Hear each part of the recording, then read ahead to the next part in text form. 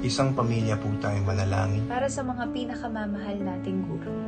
Panginoon, na tagapagbigay ng lahat ng kaalaman at guro ng mga guro, bigyan po ninyo ng pagkalinga ang aming mga guro. Biyayaan niyo po sila ng kahandaang hubugin ang aming murang isipan. At huwag magsawa na kami ay patuloy na turuan.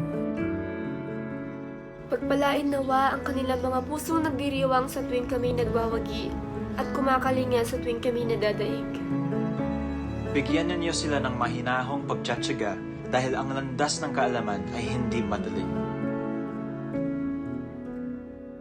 Panatilihin ninyo sa kanila ang maapoy na diwang nagpapalakas sa kagustuhan naming matuto. Tulungan ninyo silang makita ang galing sa bawat mag-aaral. Wala sa marka ang halaga, kundi sa pananalig nila. Ibahagi ninyo sa kanila ang pagkauhaw sa karunungan. Ang mga bagong kaalaman at karanasan ay hindi dapat katakutan. Tulungan niyo po silang masiglang angkatin ang alam. Kasing sigla at kasing tayo ng sarili natin pag-aaral. Pagpalain po ninyo ang mga gurong nauna sa amin. Ang nagawa nila ay nagagamit pa rin. Liwanagan niyo po ang mabuting halimbawa ng kaguruhan. Upang makapag-angat sila sa pamamagitan ng kanilang pangungusap. Upang makapagmahal sila sa pamamagitan ng kanilang isipan. Upang makapagbahagi sila sa pamamagitan ng kanilang puso. Siya nawa.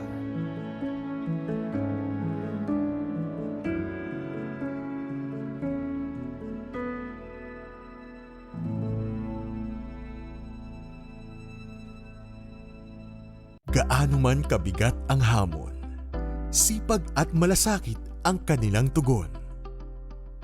May kahirapan na ngayon sa pandemic. Ikaw as teacher, gusto mo pa ng more time with your student, hindi lang sa pagtuturo. Excited na excited lagi yung mga estudyante namin na to see us kasi, ay, andyan si na ma'am, andyan si na teacher. Dali-dali, mag-gather na yan sila. Ang ginawa po namin, download po kami ng mga educational video. Binibitbit nila yung TV, binibitbit nila yung knowledge channel video sa isang viewing station at doon po ipapalabas ng mga teacher yung mga learning videos na mayroon ng knowledge channel na binigay niyo po sa amin. Pag sa pagpapakita kasi ng mga video, parang nagkakaroon din yung mga bata ng interest, hindi lang si teacher salita ng salita, di ba? Na iinganyo din silang manood at may natututunan din sila. Kung nakikita nyo lang po yung sa field talaga, tapos estudyante mo, ikwento sa'yo kung paano mo sila motivate, kung paano mo nabago yung buhay nila, yung pananaw nila sa buhay, yun yung siguro ang greatest accomplishment mo as a teacher. Patunay na sa ating pagtutulungan, anumang pagsubok ay makakayanan. Ikaw, ano ang kwentong school at home mo? Going back to school is cool. Masaya yan, tama. That's right. At mas cool ang mga aralin kasama ang mga kaibigan sa Wika Harian. Ang salitang naglalarawan ay mga salita na nagpapakita kung ano ang itsura, hugis, o iba pang katangian ng pangalan. Ganun pala yun? Ganun na nga! And experience cooler ways to learn with Ready, Set, Read. Maybe a little music might help. Circles like a wheel, a circles like a wheel. Classmates tayo sa pinaka-fun na paaralan. Oo ba? Okay, let's go. Dahil there's always something to learn sa school at home. Kung gusto, laging may paraan. Kaya ang mga bagong kaalaman, ihahatid sa inyong mga tahanan. Learn while having fun at home sa School at Home. Ma-amaze sa colorful world ng Wika Harian Online World with me, Ate Michelle. Kahit anong gusto mong matutunan, pwede mong matutunan if you devote time and effort. Mag-aral lang maigi upang buhay ay bumuti. Easy plus taga equals math dali. Hindi sapat na alam mo kung anong dapat gagawin, dapat gagawa mo rin. Pwedeng gumawa ng artwork gamit lang yung mga bagay na nakikita natin sa bahay. Gawing exciting ang weekday mornings. Kumonek na sa School at Home Livestream sa Scene Zone Channel ng Kumu.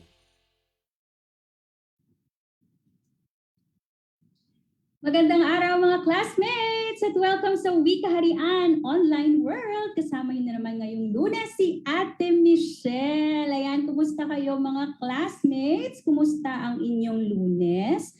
Ano na bang nagawa ninyo sa araw na ito? Kayo ba ay sumugot ng modules kanina? Meron ba kayong online class kanina sa inyong mga schools? Ayan, ikwento niyo naman kay Ate Michelle kung anong mga ginawa niyo kanina habang naghihintay para magsimula ang Wikaharian Online World. Ayan, o sige. At habang ginagawa niyo yan, habang sinishare niyo sa ating comment section kung ano-ano mga ginawa niyo kanina habang naghihintay, titignan ko kung sino-sino na sa inyo ang nakatutok at ready nang samahan si Ate Michelle ngayong araw. Kaya naman, titignan ko na. Sige, tignan natin. Sino-sino ang nandito na? Nakikita ko na ang pangalan ni Sofia Riel Hara. Hello, Sofia. Magandang umaga rin kay Tyrese Angelo. Tama ba yun? Tyrese Angelo. Si Riley Rain De Roa. Nakita ko rin ang pangalan niya. Good morning sa'yo, Riley Ray. Dustin Adam. Nandiyan na rin si Hailey Jade. Okay, nandiyan na rin syempre si Shiseido Rav Madrigal, na estudyante ni Teacher Hazel Lebrila. Yan. Good morning, Teacher Hazel. At good morning daw sa kanyang mga estudyante na grade 1 Mangga. Hello, Aldrich Luis. Nandiyan na rin syempre si R. Christian Roda. Good morning, R. Christian Roda. Nandiyan din si Zara Jess Auki ng Santol Dila Elementary School. Nandiyan din si Jana Nicolette Y. Acosta ng grade 1 Mangga. Hello sa'yo. Syred Frias. Good morning din sa'yo, Syred. Good morning din kay Rafael Lebrila. Nag-online class daw kanina si Teacher Hazel at ang kanyang mga estudyante. Ayan. Nandiyan na rin si Princess Main Owanya ng grade 1 Mangga rin ng Dila Elementary School. At si Ziki Emanuel Romulo. Magandang araw din sa iyo, Monica Lianos. At Eva Flor Andrada Agasid. Ayan. Hello, Camille Cruz. Ayan, hello, Ate Kay. Sino pa nandito? Juan Marcos Guevara. Good morning. Hello din, Jaira de la Cruz. At Kian Bubos. Wow.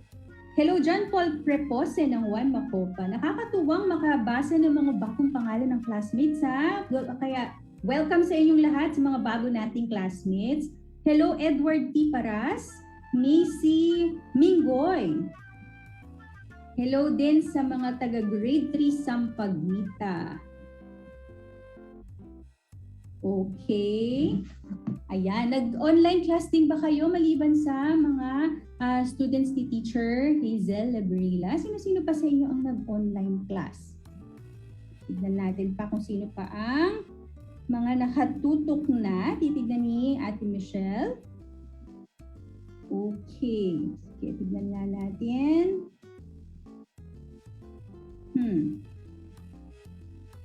Ayan. Sige.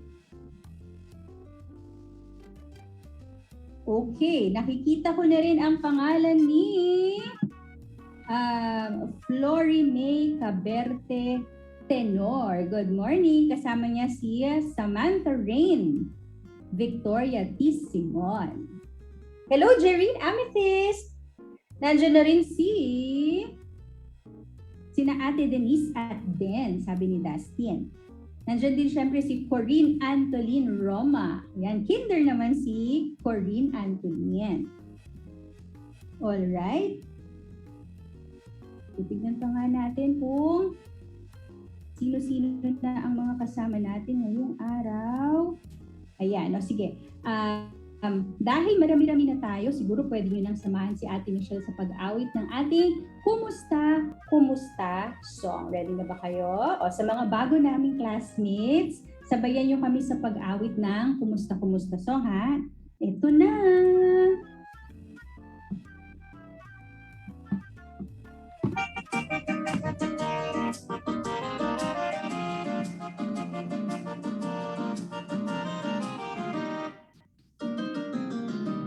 Kumusta, kumusta, kumusta? Kumusta kayong lahat?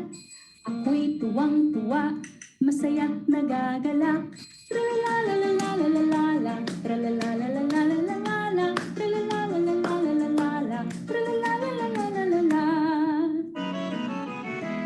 Kumusta, kumusta, kumusta? Kumusta kayong lahat? Ako'y tuwang-tuwa, masaya't nagagalak. Tralalalalalalala, tralalalalalalala, tralalalalalalala, tralalalalalalala.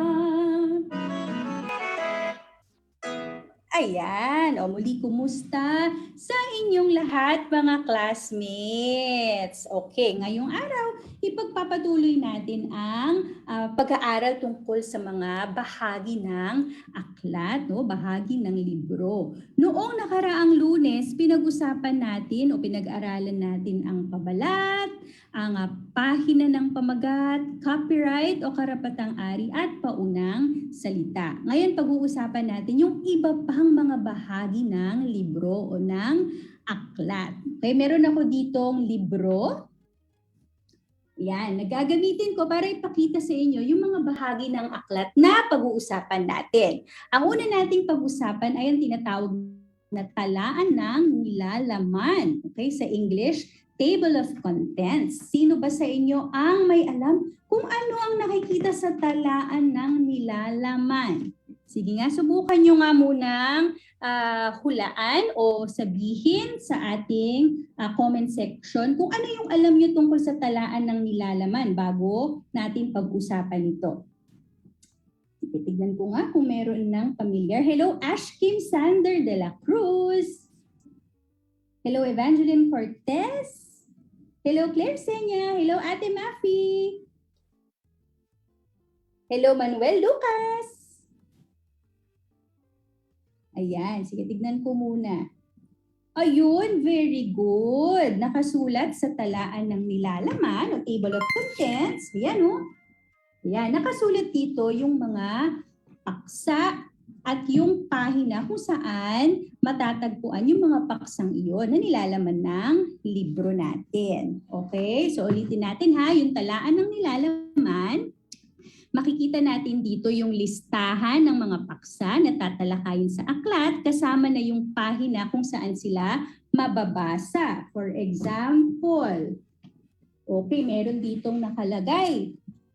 What do we mean by 3D? Okay, yun yung pamagat o yun yung paksa na matututunan natin sa pahina 28, sa page 28. Okay, so ganun ginagamit yung talaan ng nilalaman. Alright, maliban sa talaan ng nilalaman, meron din tayo syempre tinatawag na katawan ng aklat. O ano naman kaya yung katawan ng aklat?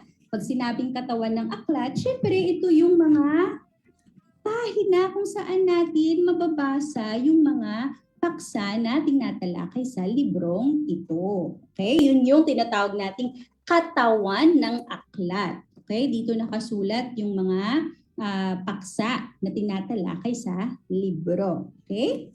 So tapos na tayo sa talaan ng nilalaman, tsaka sa katawan ng aklat. Ang susunod naman ay tinatawag na talahulugan o glossary. Itong libro ni Ate Michelle, walang talahulugan o glossary, pero ipapaliwanag ko na lang sa inyo. Yung talahulugan o glossary, isa yung bahagi ng aklat na matatagpuan sa likuran na kung saan nakalista sa paraang paalpabeto yung mga mahihirap na salita o yung mga importanteng salita na matututunan doon sa libro. At doon nakalagay hindi lang yung salita, kundi yung kahulugan nila para mas madali sa ating maintindihan kung ano ba yung tinutukoy ng libro doon sa salitang iyon. Pwede nating tignan doon sa glossary yung kahulugan. Okay? O inuulit ko ha, yung talahulugan o glossary, ito naman ay listahan ng mga mahihirap na salita o mga importanteng salita na ginamit sa libro at yung kanilang mga kahulugan. Okay? Ayan. Susunod naman ay tinatawag na bibliography. Okay? Ano naman yung bibliography? Sige, hahanapin ni Ate Michelle yung bibliography dito sa ating libro. Ayan. Ito ang bibliography. Okay, sa English? Bibliography. Yan, sa bibliography o bibliography, dito naman nakalista yung mga sanggunian, no? Yung mga pinagkuhaan ng impormasyon na sumulat ng librong ito. Halimbawa, yung sumulat ng libro, sumulat siya or meron siyang tinalakay tungkol sa mga hugis. Okay? Kapag nag-research siya, naghanap siya ng mga impormasyon pwedeng sa internet o kaya sa ibang mga libro, kailangan isulat niya sa bibliography yung pangalan ng sanggunian kung saan niya natutunan yung mga tinatalakay niya doon sa bahaging iyon ng libro. Okay, so ulitin ko, sa bibliography nakatala ang pangalan ng manunulat at aklat na pinagkunan ng may akda ng ilang mahahalagang impormasyon. Okay, bibliography yun o bibliography. At panghuli yung tinatawag natin na index. Ano naman yung index? O katulad ng bibliography, yung index makikita rin natin sa likod na bahagi. At sa index naman, ayan, papakita ko sa inyo. Index. Ayan, o sa index, makikita naman natin yung listahan ng mga paksa na tinalakay doon sa libro. Yung listahan na ito nakaayos ng paalpabeto para mas madali nating mahanap kung saan matatagpuan yung paksang iyon. Kasi sa index nakalagay din yung pahina kung saan ito matatagpuan. Tignan ninyo. Okay, meron ditong nakasulat Neptune o yung paksang Neptune pwede siyang mabasa sa pahina 112 at saka sa pahina 126 hanggang 127. Ate Michelle, ano yung kaibahan nito sa talaan ng nilalaman? Okay, sa index, iilang salita lamang yung nakasulat. Okay, yung mismong paksa lamang yung nakalista. Sa talaan ng nilalaman naman, nakasulat mismo yung pamagat noong mga bahagi na tatalakayin sa libro, sa aklat. Okay, so yun ang index. Yan. O kung meron kayong mga libro sa inyong mga bahay, subukan ninyong hanapin itong mga iba't ibang bahagi ng libro na tinalakay natin ha. Tignan ninyo kung meron bang talaan ng nilalaman yung inyong libro. Meron ba itong katawan ng aklat? Sigurado ako meron. Meron ba itong talahulugan o glossary? Meron ba itong bibliography at meron ba itong index? So yan, hanapin nyo ha. Tignan nyo kung kumpleto yung mga bahaging iyan ng mga libro na meron kayo sa bahay. Okay? Ayan, so very good at nakinig kayo ng mabuti sa ating talakayan tungkol sa iba't ibang bahagi ng libro. At syempre very good din yung mga classmates natin na nagbahagi naman ng kanilang mga artwork na ginawa natin noong nakaraang linggo. Sinong nakakaalala ng ating artwork na ginawa? Gumawa tayo na? Yan, dog bookmark. Kaya nakita ko yung mga dog bookmark. Ang cute talaga, no? At natutuwa ako na gumamit kayo ng special shoutouts ang ating mga classmates na nagpadala o nag-share ng kanilang mga artwork. Ito ay sina Ethan Jared Agasid, Lauren Marie Banatikla, Ariana Jershel Caday, Nietzsche Emmanuel Castro, Riley Rain De Roa, Cyrad Villadon Frias, Kyle Zane Ginto, Shen Chloe Jose, Manuel Lucas Lianos, Princess Munda, Princess Maine Oanya, Neraya Mitzi Pagikan, Joaquin John Ramos, Zeke Manuel Romulo, Denise May San Victores, Dustin Adam San Victores, Ben San Victores, Samantha Rain Victoria T. Simon, Vin Paulo Tagaytay, Sofia Jade Trinidad, Jace Veldad, at syempre yung ating mga bagong classmates no, na nagpasa rin. Ito ay sina Jana Nicole Acosta, Miyako Aguilar, Sofia Ashley Anday, at Sofia Brielle M. Hara. Ayan, thank you ha. Maraming salamat sa pag-share ng inyong napakagagandang mga dog bookmark noong nakaraang linggo. At syempre gusto rin naming pasalamatan ang lahat na nagbigay nagbibigay ng mga virtual gifts sa Facebook at syempre sa Kumu rin. Ayan, alam nyo yung mga binibigay nyong virtual gifts ay malaking tulong para sa mga projects ng Knowledge Channel para mas dumami pa yung mga mag-aaral at mga guro na maabot ng ating mga programa. Ayan. So again, thank you sa inyong lahat. Okay. At dahil tapos na tayo sa kumustahan, pag-aaral ng mga bahagi ng libro at pagbigay ng special shout out, ayan, ipakikilala ko na ang kwento natin ngayong araw. Ayan. Pero syempre bago ko basahin ang ating kwento, may tanong muna ako sa inyo. Okay? O mga classmates, meron ba kayong paboritong libro? Yan. Sino sa inyo may paboritong libro? Yung mga may paboritong libro, pwede nyo bang i-share sa ating comment section kung tungkol saan yung paborito ninyong libro? Yan. Sige, hintayin ko nga kung ano ang inyong mga paboritong libro. Sige, tignan natin. O si Manuel Lucas, meron daw siyang paboritong libro. Tungkol saan yung paborito mong libro? Sabi ni Manuel Lucas tungkol sa mga pabula, yung paborito niyang libro. Oo, very good. Iba nating classmates, meron din bang paboritong libro? Si Ate Michelle, meron akong paboritong libro at yung paborito kong libro ay may pamagat na Top Everlasting. Okay? Yung librong yun tungkol sa pamilya na hindi tumatanda. Ayan, yun ang kwento ng librong paborito ni Ate Michelle. Si Jereen Amethyst Camari, yung paborito niya na bandaw na libro ay tungkol sa science. Si Cheryl tungkol sa kay Snow White at Pinocchio. Sabi ni Shen Chloe pala. Si Bianca tungkol sa mga planeta. Ayan, si Len de la Cruz Lebrila, Superman book daw. Tungkol sa pusa, sabi ni Sofia Hara. Tungkol sa dragon, sabi ni Katrina Dalisay. Ni Juan Marcos pala. Mga storybooks daw, sabi ni Art Christian Roda. Katulad ng Three Little Pigs na paborito ni Gabriel Romulo. Wow! Nakakatuwang malaman na marami pala kayong mga paboritong mga libro. Alam niyo, nagtanong ni Ate Michelle yan kasi sa ating kwento, meron tayong makikilala na may paboritong libro. Ayan, tignan nga natin kung tungkol saan itong paboritong libro ng ating tauhan. Pero bago natin yan basahin, kantahin na natin yung ating oras ng kwentuhan song. Eto na po.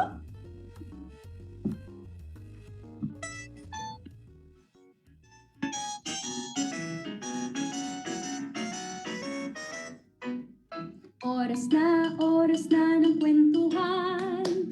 Oras na ng kwentuhan. Oras na, buksan ang mata't tenga. Oras na ng kwentuhan. Oras na ng kwentuhan. Oras na ng kwentuhan. Oras na, buksan ang mata't tenga. Oras na ng kwentuhan.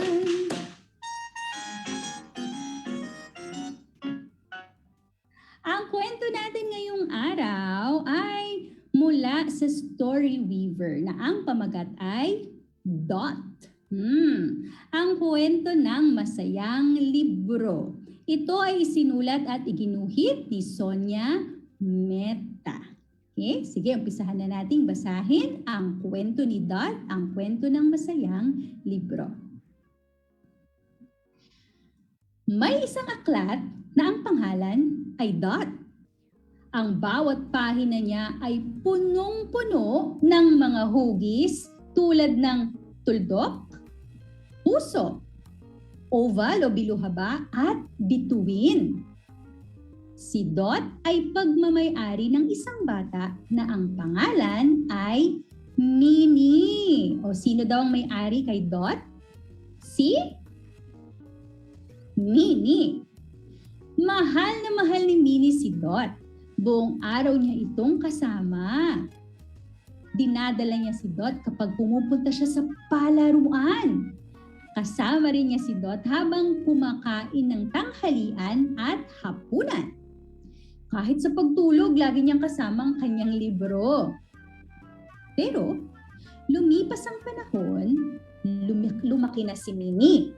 Nagsimula na siyang magbasa ng ibang libro at si Dot, naiwan na lang sa isang sulok. Kawawang Dot. At nang lumaki pa si Minnie, nagsimula na siyang pumasok sa eskwelahan. Si Dot, naiwan na lang sa likod ng mga bagong aklat. Hindi na ginagamit ni Minnie si Dot.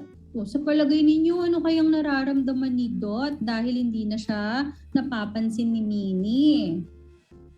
Isipin nyo nga, sa palagay ninyo, anong nararamdaman niya? Siguro nga, no? Siguro nalulungkot siya. Sige, tignan natin, ha? Malungkot si Dot. Miss na niya si Minnie. Naalala niya ang mga masasayang oras na magkasama sila. Sana magkasama ulit kami. Malungkot na sabi ni Dot. Isang araw, kinuha ng mama ni Minnie ang mga lumang laruan at aklat ng anak at inilagay ito sa isang malaking kahon. At inilagay niya ang kahong ito sa itaas ng aparador. Ano kaya ang mangyayari kay Dot? Ako, ano sa palagay ninyo? Nilagay na siya sa isang malaking libro. Malaking kahon, tapos nilagay pa sa itaas ng aparador. Ano kayang mangyayari sa kanya? Mapapansin pa kaya siya? Tignan natin, ha? Maraming araw ang lumipas. Malungkot si Dot. Miss na niya talaga si Minnie. Malungkot sa loob ng kahon. Sana makita ko si Minnie na magpakasal. Malungkot na sabi ni Dot. Narinig niya kasi na ikakasal na si Minnie at lilipat na sa bagong bahay. Maraming taon nang lumipas at nanatili si Dot sa loob ng kahon. Isang araw, naramdaman ni Dot ang paggalaw ng kahon. Binuksan ng mama ni Minnie ang kahon. Ano kaya sa palagay niyo ang gagawin ng mama ni Minnie dahil binuksan niya yung kahon? Kaya ang gagawin niya? Tingnan natin. Ang tagal na ng mga ito dito. Kailangan na itong itapon, sabi ng mama ni Minnie. Biglang may narinig si Dot na sigaw. Dot! Aklat ko yan! Hindi mo pwedeng itapon ang aklat na yan. Si Minnie pa lang sumigaw. Malaki na siya. Kinuha niya si Dot at tiningnan. Hi Dot, nakita ulit kita. Niyakap niya ang aklat at tiningnan ang bawat pahina. Pinakita niya si Dot sa kanyang anak na si Tara. Tignan mo Tara, sabi ni Minnie. Ito si Dot, ang aklat ko noong bata pa ako. Ngayon, sa iyo na siya. Niyakap ni Tara si Dot at tiningnan ang bawat pahina niya na punong-puno ng mga hugis tulad ng tuldok, puso, biluhaba o oval at bituin. Dala-dala ni Tara si Dot kahit saan siya pumunta, tulad ng dating ginagawa ni Minnie.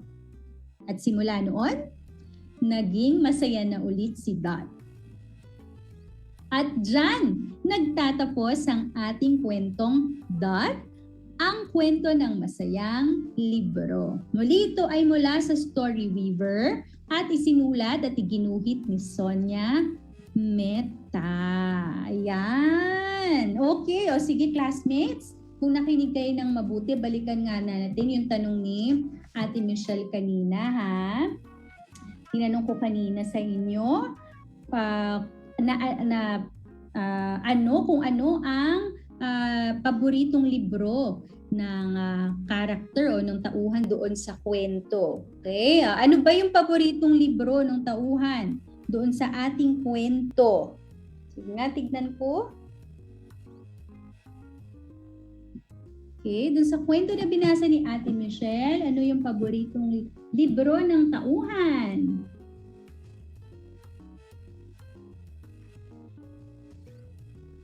Ayan, tama ka, Bianca Centeno. Okay?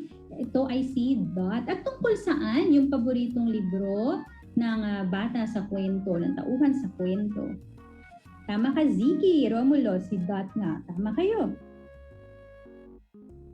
Yan, si Dot.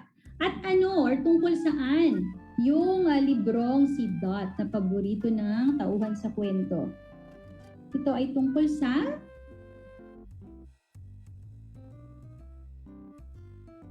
very good, JJ Villania. Yan, tungkol sa mga shapes, tungkol sa mga hugis. Diba sabi doon sa ating kwento, yung librong si Dot ay punong-puno ng mga tuldok, puso, oval o biluhaba at bituin.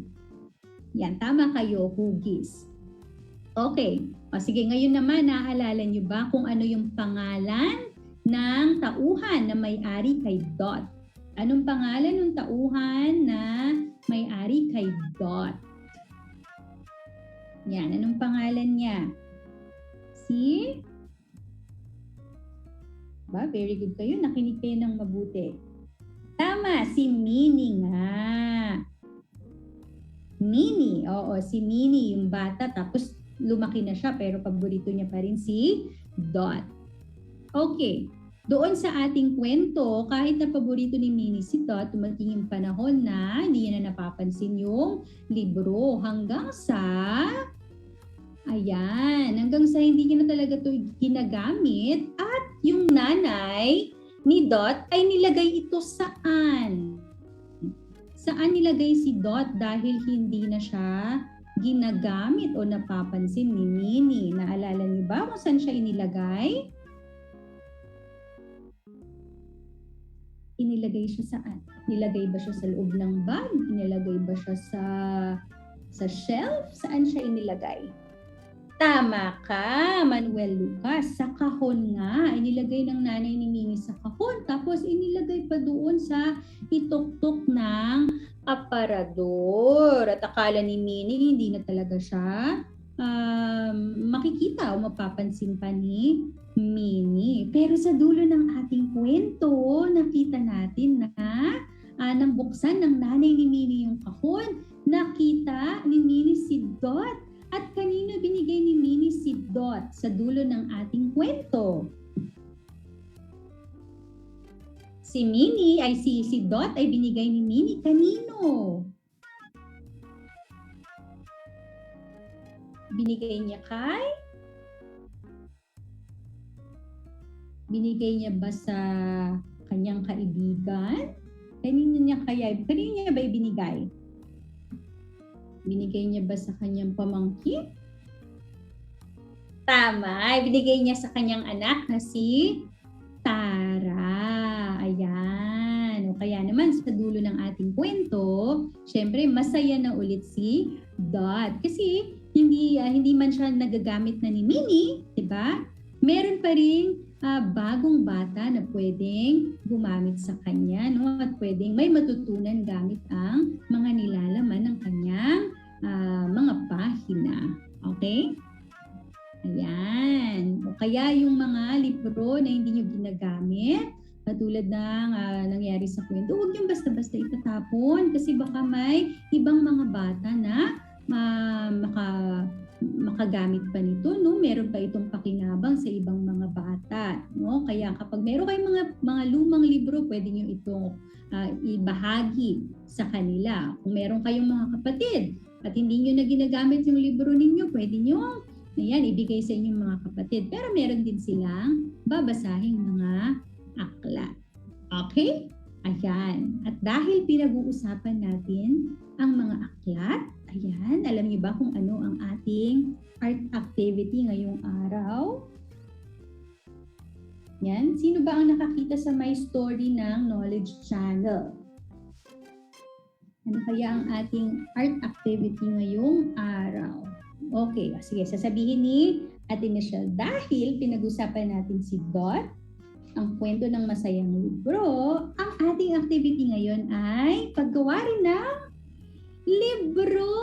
Gagawa tayo ng sarili nating libro na parang si Dot. Ayan, ipapakita ko sa inyo yung ginawa ni Ate Michelle. Ayan, ang pamagat ng aking libro ay ang aking mga paborito. Tapos sinilagay ko dito yung aking pangalan, nakalagay isinulat at iginuhit ni Michelle Agas. Ito yung aking buong pangalan. O, nakalagay dito ang aking mga paborito. Tignan nga natin kung ano yung mga paborito ni Ate Michelle sa mga pahina.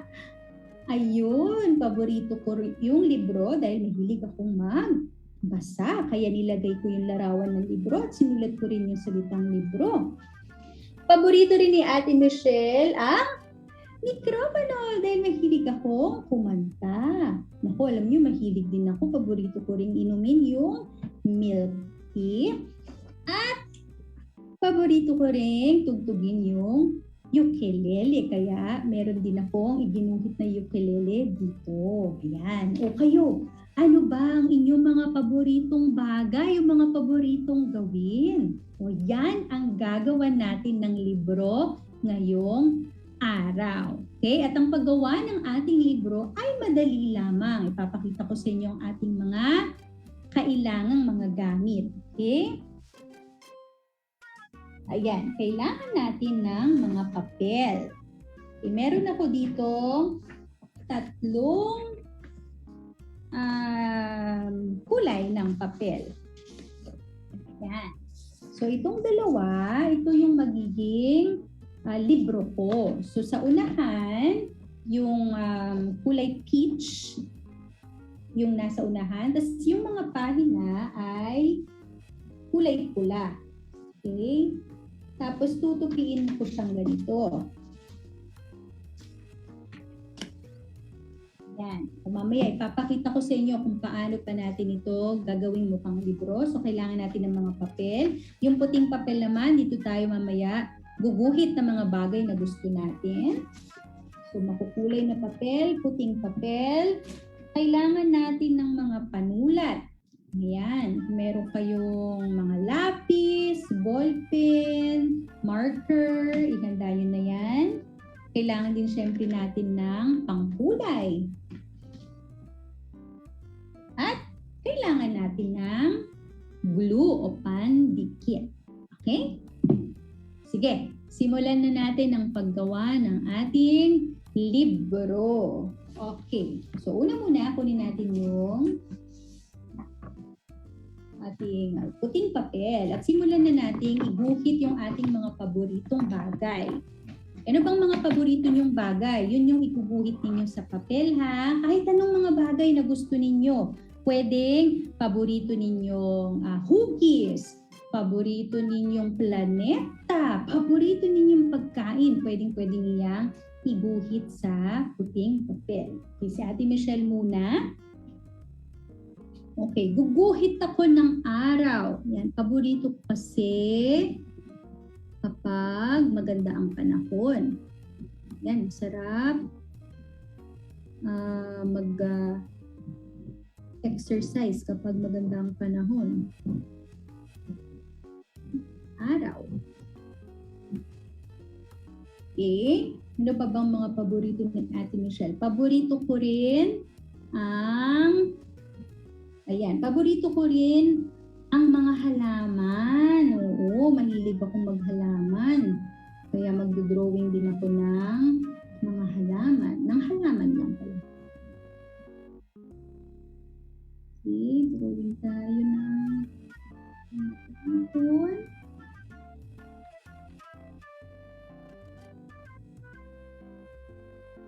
Ano pang mga paborito ninyo? Meron akong nabasa, paborito niya rin daw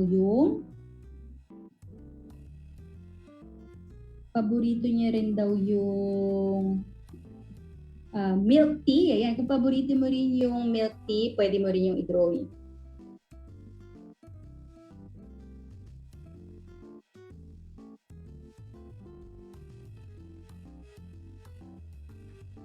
Okay. Meron din ba sa inyong tumutugtog ng ukulele or ng gitara? Pwede nyo rin niyang iguhit.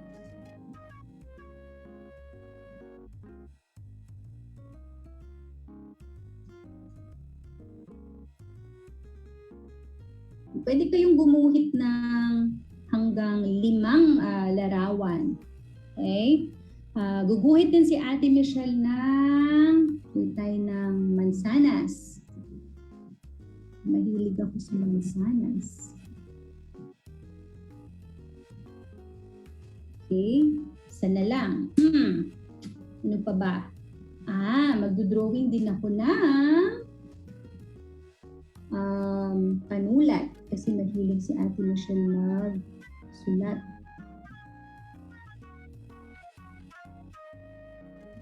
Tayo ng lapis.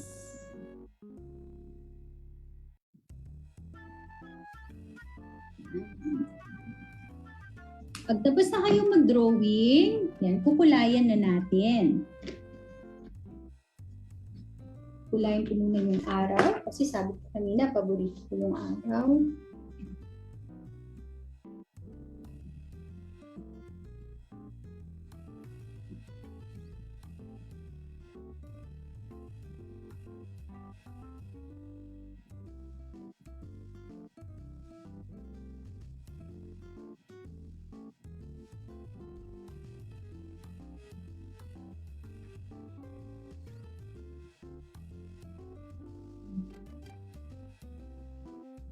Actually, paborito ko rin yung buwan. Paggabi gusto ko rin tinitignan yung buwan. Pero araw na lang muna yung ating ilagay sa libro. So, maliban sa araw, ayan, nakulayan ko na. Kulayan naman natin yung halaman.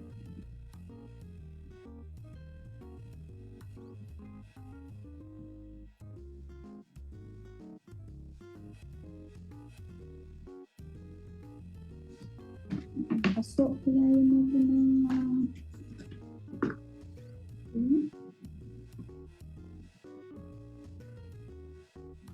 kung hindi nyo kayang i-drawing yung iba nyong mga paboritong bagay, pwede rin kayong magpatulong sa inyong mga kapamilya, ha?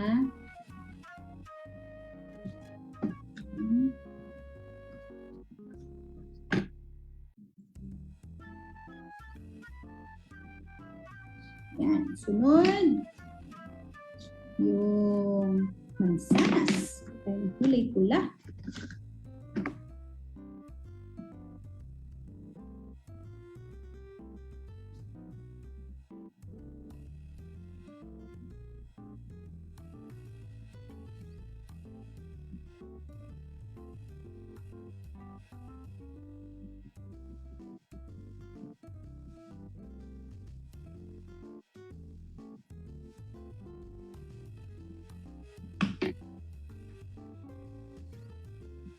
Yan. At para naman sa panulat, pa tayo ng kulay. Wow.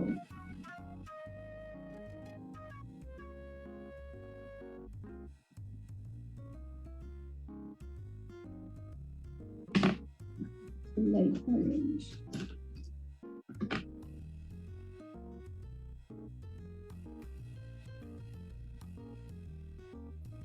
Ayan. Pag tapos na kayong mag-drawing, may nakalimutan si Ate Michelle. Siyempre, kailangan din pala natin ng gunting, no? Para pagupit natin yung ating mga drawing. Ayan. So, ngayon, gupitin na natin.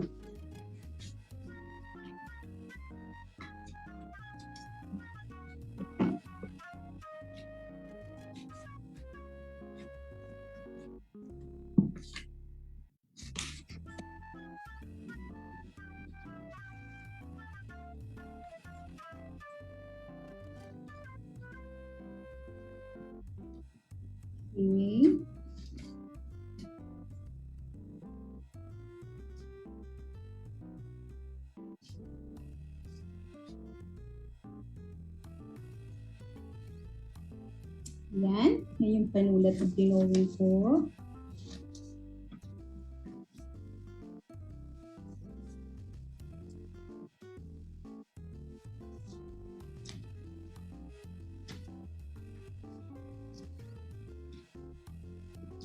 Yung halaman.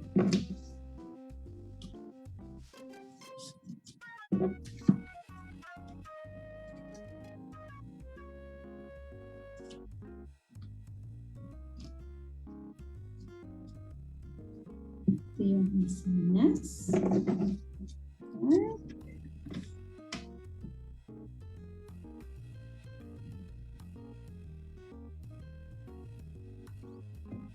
yan. Ito naman yung araw.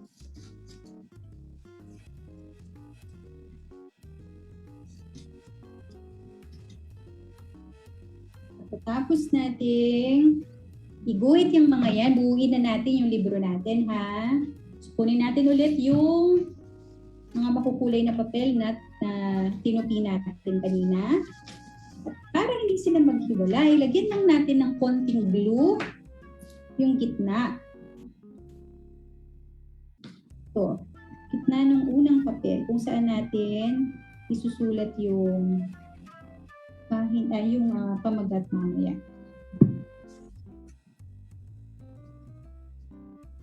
Yan. At habang iniintay natin yung matuyo, pwede na natin idikit yung ating unang larawan. Una kong ididikit ay ang araw.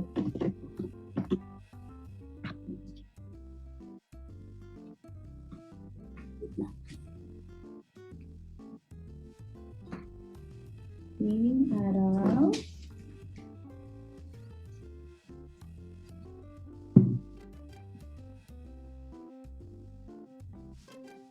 Natin dito.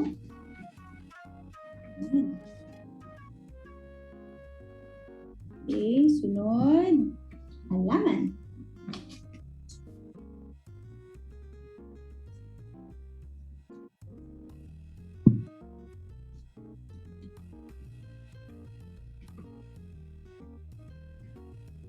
Sunod. Mansanas. Sunod.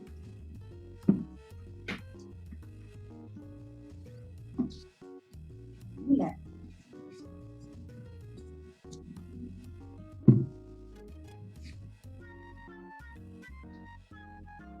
Ayan.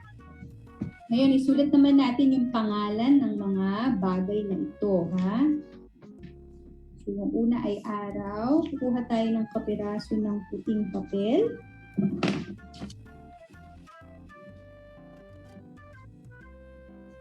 Ang pinagupitan ko kanina, ulitin ulit natin para isulat natin yung salitang araw.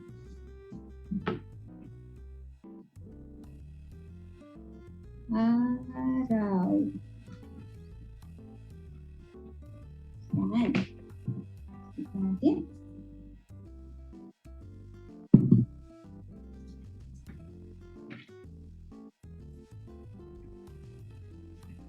Sunod, halaman naman. Kuha ulit tayo ng kapiraso ng papel.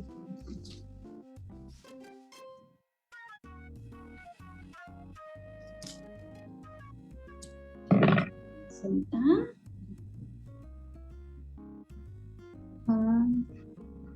Halaman.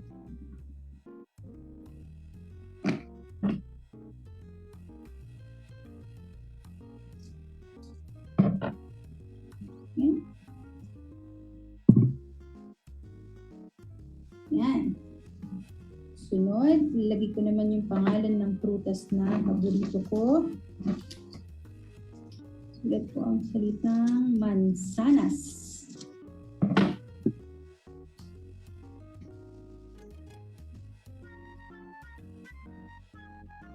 Mansanas.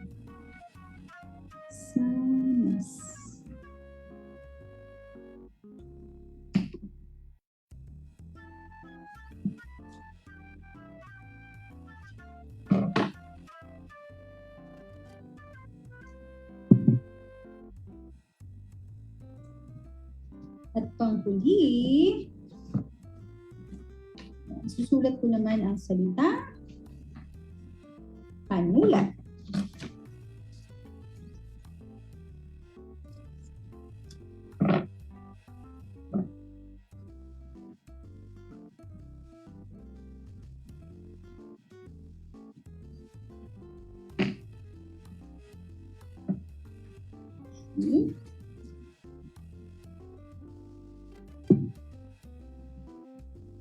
Ayan, tapos na yung nilalaman ng aking libro.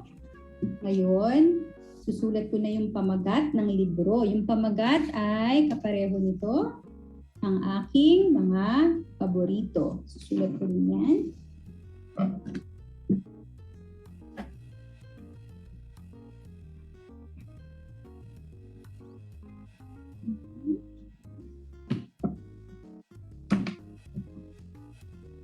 Okay.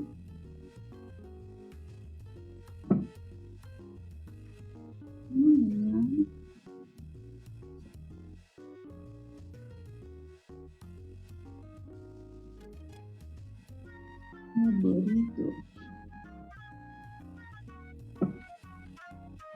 Yan. Pero katulad ng natutunan natin, kailangan din nating isulat yung pangalan ng nagsulat at gumuhit. So, lalagay ko dito.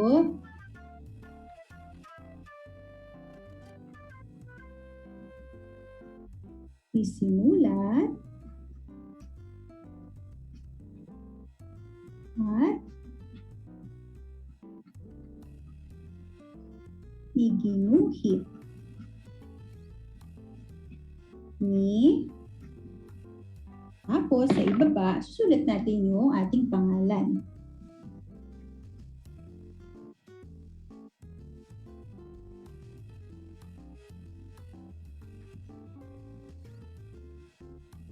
Ayan. Okay? At kung gusto nyo pang lagyan ng ibang disenyo yung pabalat ng inyong aklat, gusto nyo lagyan ng disenyo dito sa taas o kaya dito sa ibaba, pwede nyo rin yang gawin. Okay? Ayan. Tapos na ni Ate Michelle yung aking mga paborito na libro. Ayan. O kayo ba? Tapos na rin? Kung tapos na rin kayo, magpatulong na kayo sa inyong mga magulang at ibang mga kapamilya na kuhaan ito ng litrato at i-post sa kanilang mga Facebook accounts at ang ating hashtags para sa araw na ito ay #WikaHarianOnlineWorld at #WikaHarianBook. Okay? Tatandaan niyo yung mga hashtags na yan ha? Para kapag pinost yan ng inyong mga kapamilya, madali naming mahanap. Ipaalala niyo rin sa inyong mga kapamilya na isulat yung inyong mga pangalan sa mga post na gagawin nila para mabigyan namin kayo ng special shoutouts sa susunod na Lunes. Okay, ayan. Sige, balikan nga natin kung ano ang mga ginawa natin ngayong araw. Pinag-usapan natin ang iba't ibang bahagi ng aklat. Narinig natin ang kwento ni Dot. Gumawa tayo ng ating Wikaharian book. Ayan. At bago tayo tuluyang magpaalam, ilang paalala lang mga classmates, pwede nyo na kami mapanood sa Scene Zone channel ng Kumu. Hanapin at i-download lang sa App Store ang Kumu app. Huwag din kalimutang i-follow ang ating Kumu account. Just search for Knowledge Channel Official. Mapapanood rin ang Wikaharian Online World sa website ng Just Love Kids. Just log in to www.justlovekids.abs-cbn.com. Available na rin sa YouTube ang ilang episodes ng Wikaharian at Wikaharian Online World. Make sure to subscribe to Knowledge Channel on YouTube para makapanood ng educational video lessons. Ang Wikaharian naman ay mapapanood nyo pa rin sa Knowledge Channel ng 6:40 AM at 6:40 PM at sa A2C Channel 11 tuwing Wednesday ng 7 AM. Tuwing Linggo naman ito ay 7 AM sa Kapamilya Channel. At dun sa mga hindi pa nakarinig ng ating good news ha, balik Digital TV na ang Knowledge Channel. Mas marami na tayong maabot na bagong classmates at teachers sa Mega Manila, Baguio, Naga, Metro Cebu, Iloilo, Davao at Zamboanga. Kaya start scanning your digiboxes para makapanood ng video lessons. I-follow nyo na rin ang Knowledge Channel sa Facebook para makita ang ating #SchoolAtHomeClass schedule. Ayan. Nako, maraming salamat mga classmates. Nag-enjoy ba kayo ngayong araw? Si Ate Michelle nag-enjoy. Ayan. Kaya naman, kantahin na natin ang ating Abutin Song. Ito na.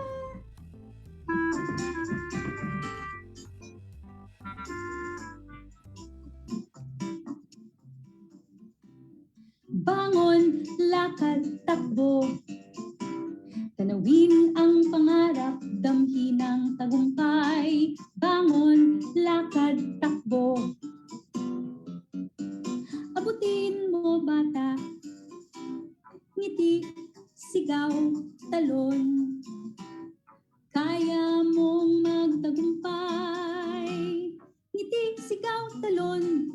Kaya mong magtagumpay. Abutin mo bata. Ano man ang gusto sa galing at talino. Magtitiwala, makakamit ang pangarap. Marami mang hadlang, tuloy lang ang laban, hindi susuko. Abutin mo bata. Maraming salamat mga classmates at magkita-kita ulit tayo sa Lunes. Paalam!